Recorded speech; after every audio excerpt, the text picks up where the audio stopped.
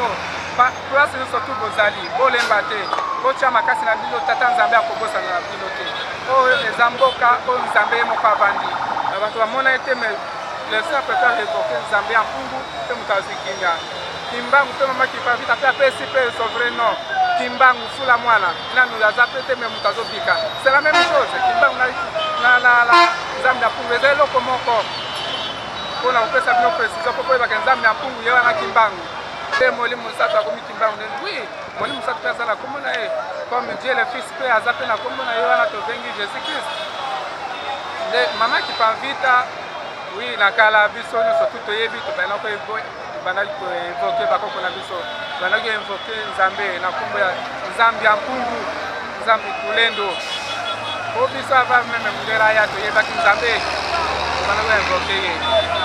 nde sikoyo mama kipavita aye kopesa so vrai nom ya molimo mosato kimbangu po babundisa kaka molimo mosato mosala na bango parce que meme likolo kuna oyebi soki sata babwaka ye na se mpona molimo mosato po ye abanda kokanisa comme si après tata nzambe nde ye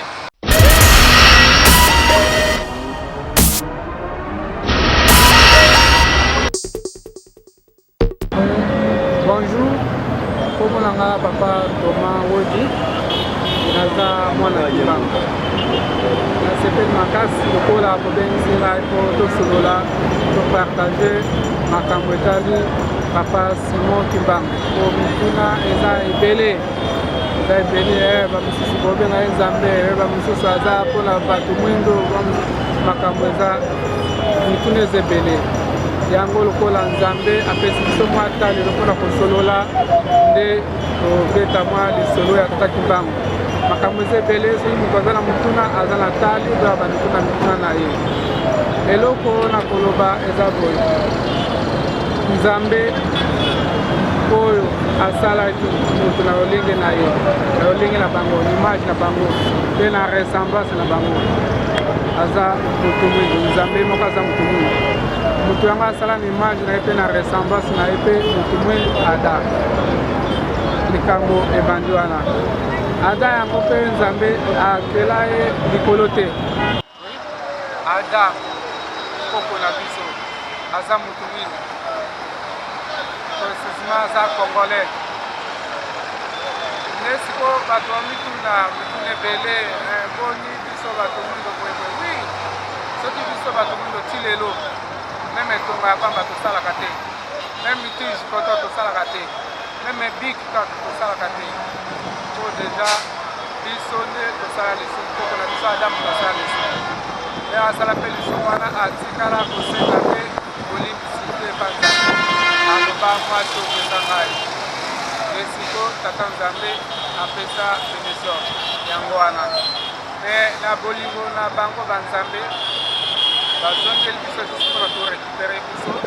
nde siko lisumu wana ya dana eve tosengaki yango na 92 na 1992 na papa diangenda nde moto yango oyebisa biso cause principale yango tosengaki lisumu ya dana eve na 1992 nde tokomi boye deja yango ekomi ntango na biso motu mwingi nzambe azongisa biso na place na biso ya yambo tozwaka twakara na biso nde nini na ye naloba kote wana yango wana omwe kame boyokaki nalobaki makambo ya tata Kimbangu nzambe molimo mosato bato ebele mpe baotuna me tato tata Kimbangu tato mama Kipavita nde sikoyo napesa mwa éclaircissement par rapport na mama Kipavita mama Kipavita aza kaka moto mingi mpe na kati kaka ya Afrika aza motu oyo ya liboso oyo apesa kombo oyo alakisa bato kombo ya molimo mosato kombo na ye souverain nom Kimbangu parce que soki otali malamu meme mwana nzambe fils de Dieu mwana nzambe toyebi aza na kombo na ye yango wana Yesu Christ mwana nzambe aza mpe na kombo molimo mosato mpe aza mpe na kombo na ye mpe Simon Kimbangu ye wana Kimbangu d'ailleurs le nom l'indique même soki otuni mokongo akoyebisa kimbangu elakisi révélateur des choses cachées mkundulu ya makambo ebongama na kati ya molili. D'ailleurs son nom même l'indique. Po bato ebele basala confusion sikoyo ye Molimo Mosato akomi kimbangu nini. Oui, Molimo Mosato mpe aza na kombo na ye comme Dieu le Fils mpe aza mpe na kombo na ye wana tobengi Jésus Christ. Nde mama Kipamvita oui na kala biso nyonso tu toyebi tobandaki koevoke bakoko na biso tobandaki koevoke Nzambe na kombo ya Nzambe ya mpungu Nzambe kulendo po biso ava meme mundela ya toyebaki Nzambe tobandaki koevoke ye. Nde sikoyo mama Kipamvita aye kopesa so vrai nom ya Molimo Mosato Kimbangu. Kimbangu le mama Kipamvita abandaki koevoke de ya kombo na ye nanu Kimbangu mpe ayapeli na kati ya mokili te. Kombo kaka ya Kimbangu bato bandaki kobika Kimbangu fula mwana mutabiki. Déjà Kimbangu avant même a existé physiquement boye. Déjà azalaka na biso c'est même chose comme qui dit Nzambe ya mpungu. Nzambe ya mpungu bato bamona ete mais le Seigneur préfère évoquer Nzambe ya mpungu mpe mutazikinya. Kimbangu mpe mama Kipamvita mpe apesi mpe son vrai nom Kimbangu fula mwana nanu aza mpe te me moto azobika. C'est la même chose Kimbangu na Nzambe ya mpungu eza eloko moko mpona kopesa bino précision mpo koyebaka Nzambe ya mpungu ye wana Kimbangu. Nde bato oyo bazwa misio ya Nkolo Yesu. Nkolo Yesu aya liboso na kati ya mokili. Le aya na kati ya mokili kuna na bayuda bayamba ye malamu te. Soki otali kutu na mokanda ya Matthieu 21 43 alakela bango mabe aloba akolongola bokonzi na ye koto ya kotinda na libota mosusu oyo ekobota bafui. Bango moko mindele bayebi yango deja malamu ke Yesu alakela bango mabe ke akolongola bokonzi na ye. Bokonzi yango deja esi eya na kati ya Afrika. Bango leo bayeba koti likambo yango deja yango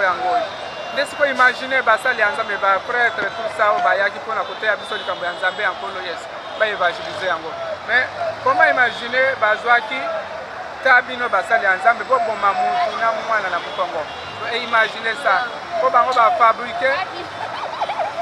bafabrike Jésus na bango oyo ya Rome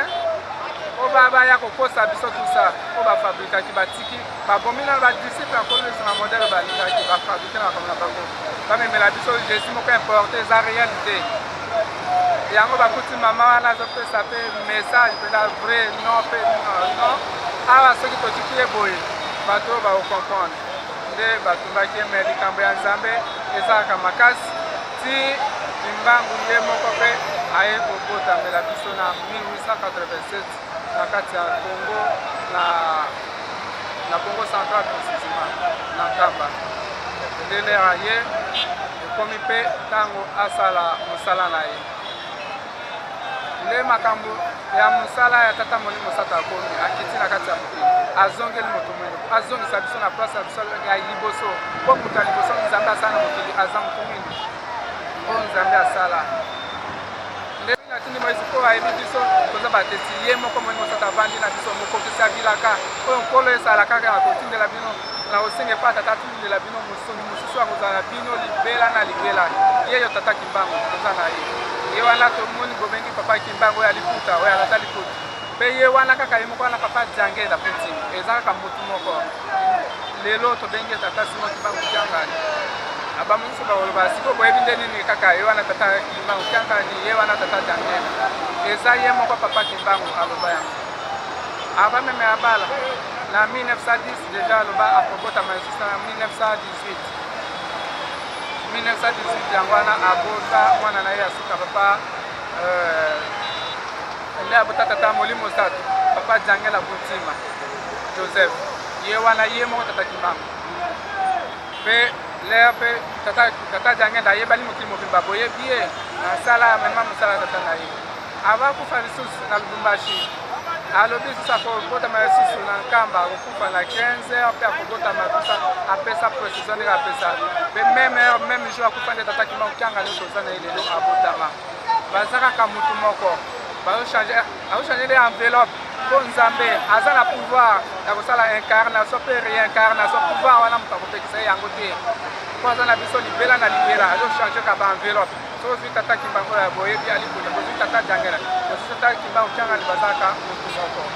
te mwa flash na ye napesa lelo yango mpo lelo toyebi makambo eza ebele tomoni baeglise lelo eza ebele mpo babundisa kaka molimo mosantu mosala na bango parce que meme likolo kuna oyebi soki sata babwaka ye na se mpo na molimo mosantu po ye abanda kokanisa comme si après tata nzambe nde ye amonaka non nzambe mpe aza na mwana na ye na nsima mwana na bino azala meme troisième mais azali avec hésitation badisciple mosusu mpo azali mokonzi ya baange azala neti premier ministre bamosusu bazali kutu pour ye bamosusu bazali no totala soki boye nde boye neske andimi aza troisième ako epa mwana ye sino molimo mosantu azali alobi non mwana kozala quatrième personne te yango lisumu mosantu asala wana mpe nzambe abwaka ye na se lero babwaki ye na se mpo aboyana molimo mosantu yango moyeme na mokili ntango ya molimo mosantu aza toujours combati ekozomona yango boye lelo tata molimo mosantu parce que meme likolo sata mpe andima ye te alandi mpe sata na kati ya mokili nde makambo tozala yango yango molimo mosantu oyo bino tozokumisa tusa na baeglise tusa oyebi te molimo mosantu aza motu molimo mosantu soni personne physique nkolo eza alobi na kati ya Matthieu na kati ya Jean 14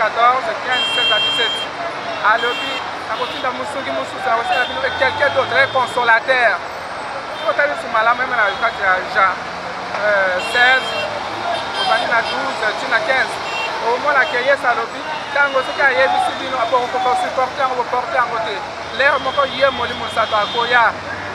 akoyebisa bino makambo ezali na ngai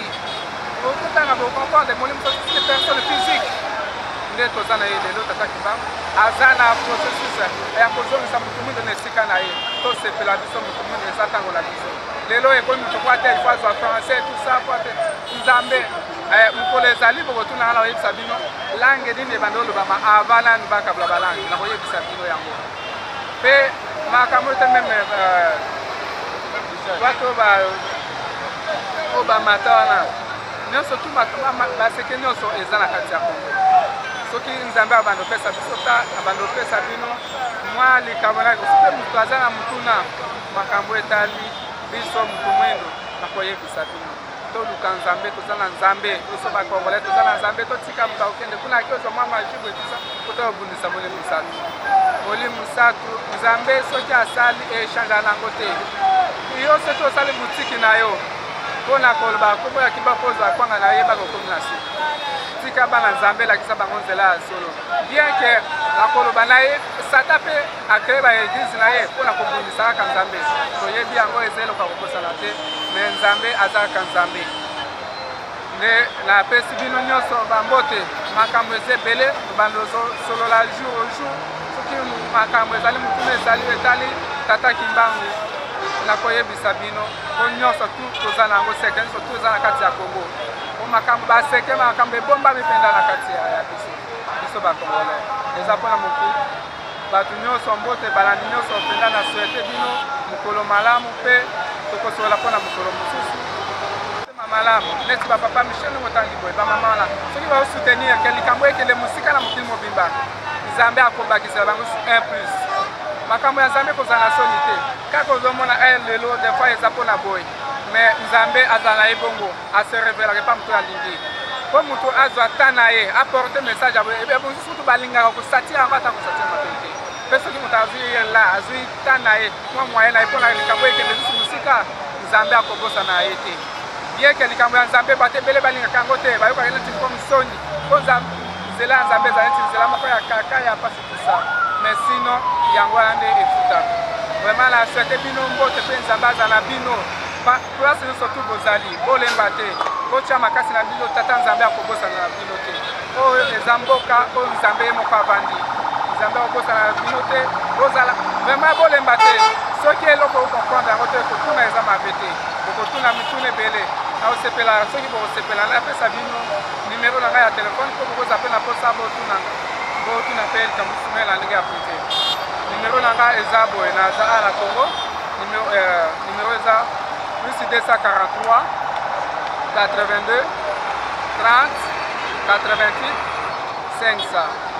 numéro yango wana soki moto aza na mposa kobenga tokosolola toza mpona bino bana nzambe nyonso nzambe azala na biso apesa biso mpe makasi mpe mayele lisusu ya kokundula makambo oyo ebombama okolo eza monakeno soki ayebisi bino boporte yango te yango oyo tokomonisa yango mpo ntango yango ekoki vraimen bambote na balandi nyonso ya mokili